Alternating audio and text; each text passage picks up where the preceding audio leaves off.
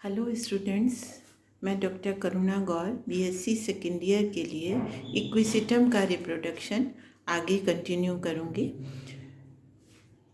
तो सबसे पहले जब स्पोर बन गया, हैप्लॉइड स्पोर बन गया, जो हमने इससे पहले वाले वीडियो में देखा था, हैप्लॉइड स्पोर बनने के बाद उसमें डिवीज़न शुरू हो जाते हैं। तो फर्स्ट डिवीज़न जो होता है वो ट्रांसफ़र डिवीज़न होता है और अनइक्वल होता है।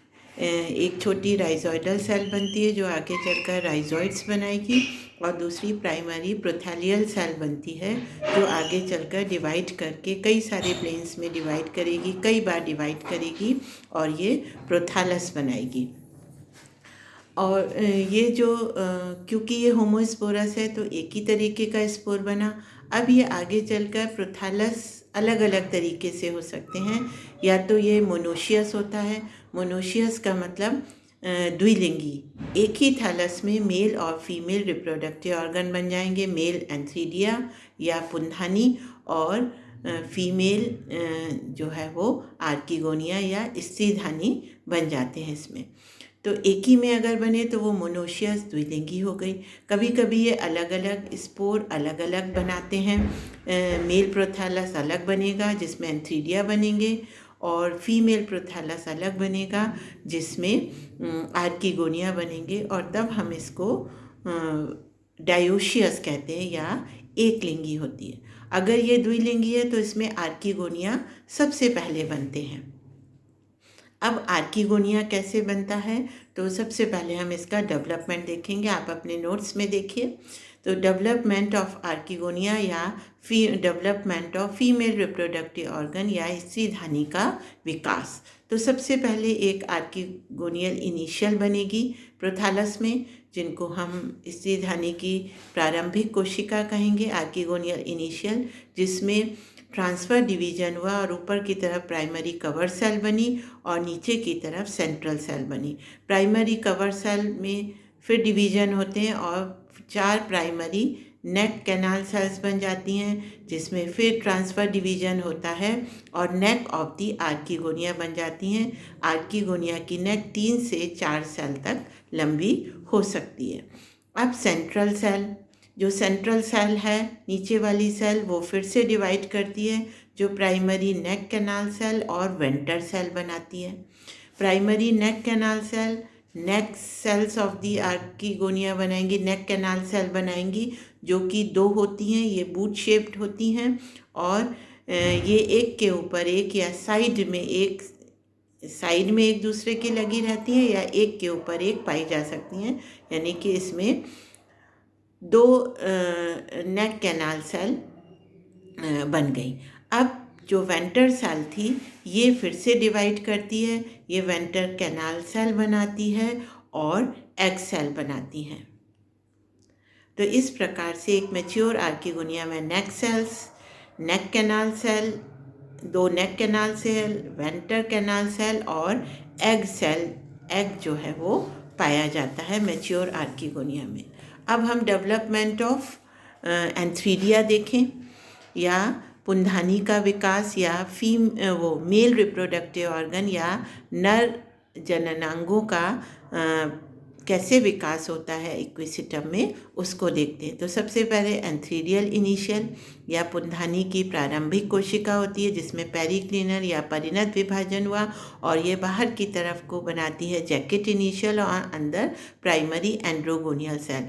जैकेट सेल जो है वो एक सेल थिक एंथ्रीडिया की कवरिंग बनाती है या जैकेट बनाती है, और अंदर की तरफ जो प्राइमरी एंड्रोगोनियल सेल्स हैं वो कई बार रिपीटेड डिवीजन के बाद एंड्रोगोनियल सेल्स बनाती हैं। ये एंड्रोगोनियल सेल्स बाद में एंड्रोसाइट मदर सेल में चेंज हो जाती हैं, और ये एंड्रोसाइट मदर सेल जो है वो एंड्रोसाइट बनाती है। एक एंड्रोसाइट मदर सेल से 2 एंड्रोसाइट बनते हैं, जो कि किस में कन्वर्ट हो जाते हैं, चेंज हो जाते हैं मल्टीफ्लैजिलेट एंथ्रोजॉइड्स। इन एंथ्रोजॉइड्स या नर जो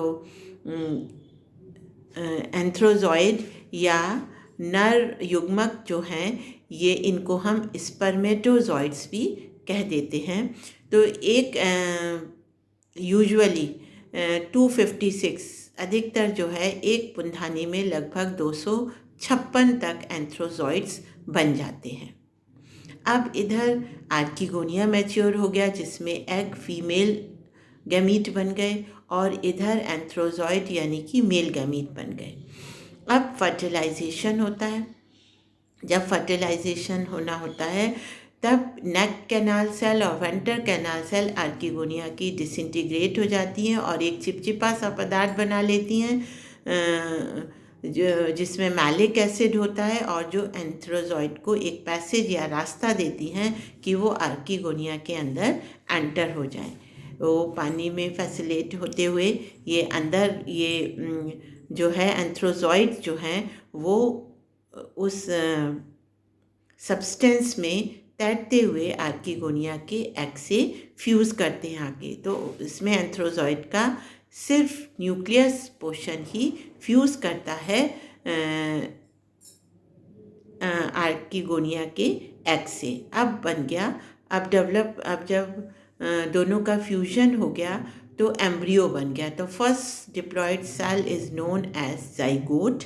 और जब जाइगोट में डिवीजन होने लगते हैं, युग्मनज में डिवीजन होने लगते हैं, तब हम उसको कहते हैं एम्ब्रियो। तो zygote is the first cell of the new sporophyte या स्पोरोफाइट या बीजाणुद्भिद अवस्था की पहली कोशिका होती है जाइगोट या डिप्लॉयड। अब इसमें फिर से ट्रांसफर डिवीजन होता है, एपीबेसल सेल और हाइपोबेसल सेल। इसमें एपीबेसल सेल और हाइपोबेसल दोनों ही सेल जो हैं वो कंट्रीब्यूट करती हैं पूरे एम्ब्रियो को बनाने में। तो सबसे पहले एपीबेसल हाइपोबेसल सेल बनी, फिर वर्टिकल डिवीजन हुआ तो क्वाड्रेंट स्टेज यानी कि 4 कोशिकाओं वाली अवस्था आ गई। फिर डिवीजन हुआ फर्दर, इसमें ट्रांसफ़र डिवीजन हुआ तो ऑक्टेंट स्टेज या 8 सेल की स्टेज आ गई और उसमें से 4 ऊपर की एपीबेसल सेल होती हैं और नीचे की 4 हाइपोबेसल। जो एपीबेसल सेल होती हैं वो एपिकल स्टेम और लीफ बनाती हैं और जो हाइपोबेसल सेल होती हैं वो फुट और रूट बनाती हैं, जैसा कि आपको चित्र में दिखाई दे रहा है। अब आगे चलकर ये जो रूट है वो स्पोरोफाइट की रूट बनाएंगी या जड़ें बनाती हैं। प्रोथैलस धीरे धीरे ख़त्म होने लगता है, नया स्पोरोफाइट बनने लगता है, स्टेम बनने लगता है और इक्विस्टम का नया प्लांट डेवलप होने लगता है जिसमें राइजोम होता है, रूट पाए जाते हैं, एरियल स्टेम होता है और राइजोम या जो है अंडरग्राउंड स्टेम भी इसमें पाया जाता है। ये धीरे धीरे करके ये डेवलप हो जाते हैं और एक यंग प्लांट डेवलप होने लगता है। तो इस प्रकार से हमने देखा कि ये इक्विस्टम की लाइफ साइकिल कैसी है। इसको एक साइकिल फॉर्म में देखें तो सबसे पहले इक्विस्टम का स्पोरोफाइट या डिप्लॉइड या बीजाणुद्भिद अवस्था है जिसमें स्पोरेंजियोफोर था, जिसमें स्पोरेंजिया लगे हुए थे। स्पोरेंजिया में रिडक्शन डिवीजन, स्पोरेंजियम में स्पोर मदर सेल्स बनी जिनमें मैच्योर होने पर स्पोर मदर सेल बनी जिनमें रिडक्शन डिवीजन हुआ और हैप्लॉइड स्पोर्स बन गए। ये हैप्लॉइड स्पोर्स अलग अलग तरीके के गैमेटोफाइट मेल और फीमेल भी बना सकते हैं या एक ही गैमेटोफाइट बन सकता है। मान लीजिए अलग अलग है तो फीमेल गैमेटोफाइट फीमेल प्रोथैलस बना और मेल प्रोथैलस बना। मेल है तो एंथ्रीडियम बना जिसमें मेल गैमीट एंथ्रोजॉइड्स बने। फीमेल गैमेटोफाइट या प्रोथैलस है तो उसमें आर्किगोनिया बना जिसमें एग जो है वो फीमेल रिप्रोडक्टिव ऑर्गन बने या फीमेल गैमीट बने। दोनों में फ्यूजन हुआ तो स्पोरोफिटिक जनरेशन की शुरुआत हुई और फर्स्ट सेल डिप्लॉयड सेल बनी जाइगोट। अब ये जाइगोट डेवलप करके एम्ब्रियो बनाता है, इसमें डिवीजन होते हैं, एम्ब्रियो बना, एम्ब्रियो से यंग स्पोरोफाइट बना और फिर ये स्पोरोफिटिक या मैच्योर इक्विस्टम का प्लांट बन गया जो फिर से रिप्रोड्यूस करता है। तो इस तरीके से इसकी लाइफ साइकिल स्पोरोफिटिक जनरेशन से गैमेटोफिटिक जनरेशन होते हुए ये लाइफ साइकिल इस तरीके से चलती रहती है। तो इसको आप पढ़िए, इसको समझिए और जो भी क्वेरीज होंगी उनको हम डिस्कस करेंगे। Thank you.